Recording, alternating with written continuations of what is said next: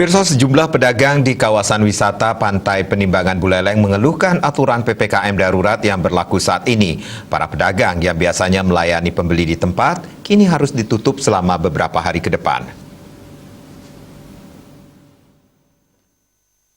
Beginilah kondisi kawasan destinasi wisata Pantai Penimbangan Buleleng pada Senin malam.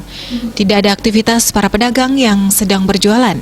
Lapak-lapak pedagang telah ditutup sejak hari pertama pelaksanaan PPKM darurat. Kondisi ini dikeluhkan warga, khususnya pedagang di kawasan tersebut. Perwakilan pedagang menyampaikan keluhan terkait tidak diizinkan berjualan selama PPKM darurat lantaran destinasi wisatanya ditutup. Kondisi ini pun membuat sejumlah pedagang kehilangan mata pencahariannya. Keberatan kami itu dari pagi sudah di stop warga kami berjualan gitu. Itu yang kami perjuangkan bersama Pak Bupati, artinya biar aturan itu bisa dirubah gitu. Sedangkan dagang-dagang yang lain nggak bisa, artinya bisa dia jualan, tapi kenapa di sini diketatkan?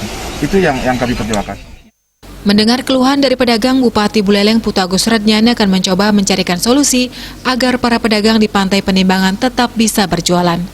Bupati mengaku akan mencari format aturan yang benar khusus untuk para pedagang, serta tidak melanggar instruksi dari PPKM darurat saat ini. Saya akan cari formatnya. Kita rapat dengan Pak Kapolres semua. Mungkin modelnya ya, kalau sudah jumlahnya mulai rame, tidak cocok dengan prokes, kita tutup. Jadi buka tutup mungkin. Ya mungkin, kita kan tidak tahu besok formatnya kita sama-sama. Komang Yuda, Bali TV.